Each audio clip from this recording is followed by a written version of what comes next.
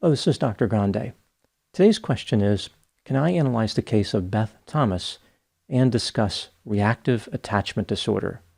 Just a reminder, I'm not diagnosing anybody in this video, only speculating about what could be happening in a situation like this. If you enjoyed this video, please like it, subscribe to my channel, and consider supporting me on Patreon.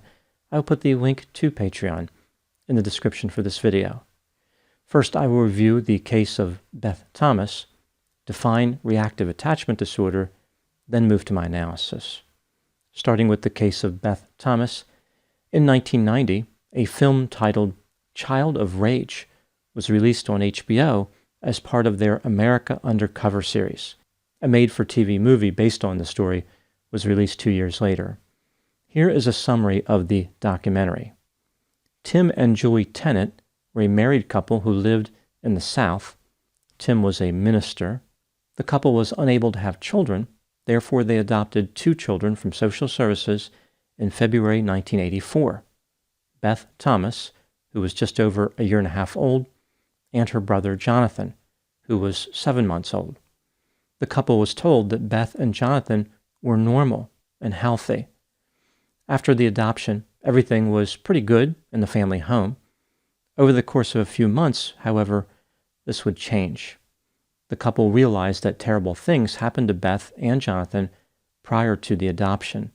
The mistreatment appeared to have a particularly negative effect on Beth. Her biological mother died from kidney disease right before the adoption, and her father allegedly had committed offenses against Beth. She started having nightmares and mistreated her brother in ways which reflected her own negative experiences. Beth harmed the family pets by sticking them with pins, and she killed baby birds she found in a nest outside by squeezing them. Tim and Julie locked Beth in a room at night because they thought she would harm her brother if they didn't. They were clearly afraid of Beth. She was described as wild-eyed and having a malicious smile. On one occasion, Beth retrieved knives from a dishwasher with the intent of harming others. Beth was eventually treated by a mental health professional named Ken McGidd, who recorded the therapy sessions. He had an interest in holistic treatments and in children who had antisocial personality features. Beth made several stunning confessions to Ken in a matter-of-fact way. She told Ken how she wanted to kill her brother and her parents.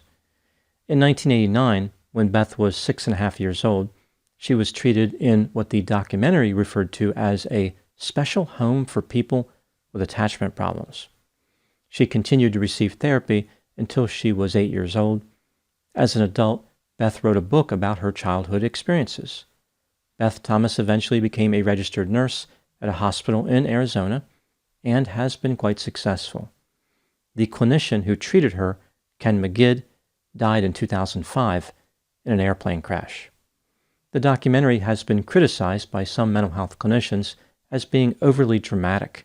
The recorded interviews seemed a bit forced to elicit dramatic content, like Ken just kept asking questions until he received the answer he was looking for. Also, there didn't appear to be much content sampled from more mundane parts of the interview.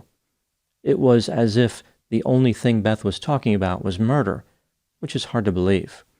Ken was accused of sensationalizing Beth's symptoms in order to frighten parents of adopted children.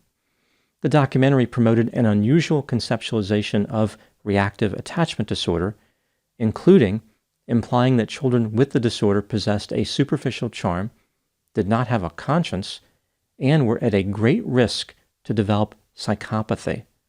This conceptualization differs substantially from the definition of reactive attachment disorder listed in the Diagnostic and Statistical Manual.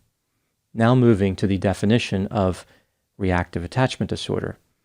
This disorder is a rare disturbance that is evident before 5 years of age, which cannot be better explained by autism spectrum disorder. Here are the criteria for reactive attachment disorder. The child demonstrates a pattern of emotionally withdrawn behavior toward caregivers. For example, they rarely seek comfort when distressed. The child has at least 2 of the 3 following symptoms related to affective disturbance: minimal social and emotional responsiveness to others, limited positive affect, and irritability, sadness, or fearfulness. There is a pattern of insufficient care in the child's history, for example, deprivation of basic needs, repeated changes in caregivers, or growing up in unusual settings. Based on the subjective nature of these criteria, it's not surprising that reactive attachment disorder is difficult to diagnose. It has a high level of comorbidity with oppositional defiant disorder, post-traumatic stress disorder, ADHD, and of course autism spectrum disorder.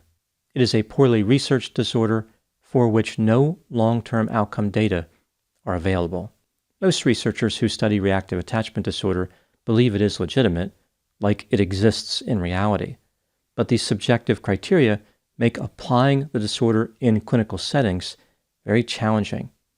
It's not clear in many instances how a diagnosis of reactive attachment disorder in a client would actually change the therapeutic strategies that are used. Now moving to my analysis. Sometimes a mental disorder takes on a life of its own in the treatment community or even outside of the treatment community. For example, dissociative identity disorder has attracted a lot of attention on social media. Many people claim they have the disorder and attempt to document extreme, unusual, and unlikely behaviors ostensibly associated with it. A lot of misinformation has been generated about that disorder. In a strange way, it's almost like dissociative identity disorder has its own fan club, like some people wish they had the disorder. Unfortunately, reactive attachment disorder has also become the focus of wild theories, bizarre conceptualizations, and inaccurate information. The misinformation on reactive attachment disorder is tied not only to the symptoms, but to the treatment. An entire industry of clinicians and non-clinicians has emerged and attempted to offer solutions to reactive attachment disorder. This fragmented group of therapy providers is not particularly well organized, and they don't appear to be influenced by the research. Many do not have a license to practice psychotherapy. They have generated alternate conceptualizations for reactive attachment disorder and developed highly unusual treatment strategies, often referred to as attachment therapies. First, I'll talk about the alternate conceptualizations. Proponents of non-traditional attachment therapies often reject or fundamentally misunderstand the definition of reactive attachment disorder. For the sake of expediency, I will refer to these proponents as attachment therapists. As I mentioned, the symptoms of reactive attachment disorder involve being emotionally withdrawn, rarely seeking comfort, not being emotionally responsive to others, being irritable or sad, and a history of neglect. Many of these attachment therapists have expanded on these symptoms in ways that are not supported by research. They argue that reactive attachment disorder is characterized by the suppression of rage. The idea is that the child is not releasing the rage, and this leads to an inability to attach or to be affectionate. The child cannot form bonds, and they fail to develop a conscience. Again, these are elements that are not captured in the official definition in any way. Rage is not one of these symptom criteria. In addition, the attachment therapists believe a child with the disorder is trying to seek control of their environment. They resist authority and engage in endless power struggles. They are dishonest, manipulative, grandiose, self-centered, and possess a superficial charm. They exhibit these characteristics in an effort to avoid true attachment. The attachment therapists claim that if a child with reactive attachment disorder is not treated, they are at a substantial risk of becoming psychopathic. Some of these therapists have looked at notorious figures and claimed that they must have had untreated reactive attachment disorder. For example, they have said this about Saddam Hussein, Adolf Hitler, and Jeffrey Dahmer. There is no scientific reason to believe that reactive attachment disorder is associated with psychopathy. This is an unsupported claim. Children who are left untreated may experience developmental delays, difficulty socializing, and engage in risk-taking behaviors, but they are not likely to transform into psychopaths. One curious element of the alternate conceptualization of reactive attachment disorder is how the child is supposedly manipulative. The therapists argue that the disorder is indicative of a sick child who lives in a healthy home. They pretend that environmental problems are not etiological to the disorder, meaning they did not cause the disorder. Like there wasn't necessarily any neglect, and certainly there are no ongoing problems in the environment. Everyone in that child's life is relieved of responsibility. The child is dealing with an internal struggle that no one else caused or contributed to in any way. The child has a character flaw. Again, this is according to these attachment therapists. Research tells us that children with reactive attachment disorder often exhibit good behavior outside the home. This is because they are free of the stress for that moment. But the attachment therapists have a different explanation. They claim that this good behavior is evidence of manipulation. They have placed all the blame on the child with the disorder, which seems incredibly convenient. I think this is attractive to caregivers who are worried about being blamed. This encourages them to select an attachment therapist rather than a clinician who follows the science. I talked about the alternate conceptualization of reactive attachment disorder. Now I will move to the alternate therapies. With this bizarre conceptualization, there are, of course, corresponding bizarre treatments. Attachment therapists have developed all types of ideas on how to treat reactive attachment disorder, most of which are unhelpful. Some are even dangerous. Essentially, the idea behind most of the alternate attachment therapies is that the resistance of the child must be broken in order to promote attachment and improve behavior. Again, the alternate conceptualization views the child as having a character flaw. Only they are to blame for their behavior, definitely not the caregivers.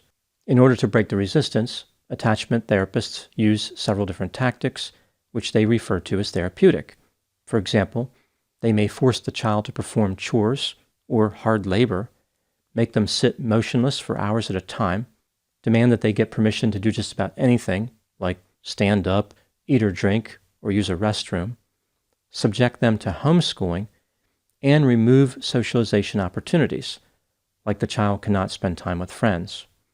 The child is expected to comply immediately the first time an order is given, and, in a strange twist, the attachment therapists demand that the child is fun to be around for the caregivers. Who wouldn't be cheerful while performing hard labor or sitting motionless for hours?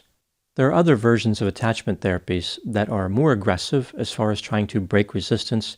For example, compression holding therapy, rage reduction therapy, corrective attachment therapy, aversive tickling, and rebirthing therapy. That last one resulted in a fatality of a 10-year-old girl in the year 2000. 2 unlicensed therapists were convicted and sent to prison. These more aggressive therapies are based on provoking rage in the child. In theory, the child will eventually stop resisting and then attach to their caregivers. One could argue that the act of provoking rage reflects the conditions that led to the problem in the first place. Research tells us that these tactics lead to more anger and rage. Despite no scientific basis for their beliefs, attachment therapists often tell caregivers that the alternate therapeutic strategies represent the only way to resolve attachment problems. Mainstream clinicians who adhere to scientific principles are just out to make money and are encumbered by being licensed and qualified to conduct psychotherapy. Actual clinicians must follow too many rules to be effective. There is no reason to believe this is true. This is just more inaccurate information promoted by attachment therapists. Moving to the last question, why have so many unskilled clinicians, or fake clinicians, taken an interest in reactive attachment disorder? There are many self-serving myths which have arisen in the world of psychotherapy. For example, some therapists falsely believe that one particular counseling strategy is the best, or one particular psychotherapeutic degree is superior to others. There is no shortage of nonsensical thinking among therapists. Generally, the various psychotherapeutic fields attract people who want to help others, but sometimes they attract people who are trying to meet their own needs by conducting therapy. Perhaps there is something about the presence of reactive attachment disorder that makes people angry, like they see children misbehaving and believe that it's caused by being bad or evil. They reject any scientific understanding of the disorder and impose a moral framework. Back in the 1980s and the 1990s, the media was fascinated with the idea of the evil child or the psychopathic child. There was a moral panic around adoption that went on for many years. The media terrified parents into believing that adopted children would turn into serial killers. Maybe the attachment therapists were responding to this nonsense and offering caregivers an aggressive way to respond, like they were empowering parents to prevent children from becoming psychopathic. Another possibility is that many of these attachment therapists have a sense of entitlement, are self-centered, and grandiose.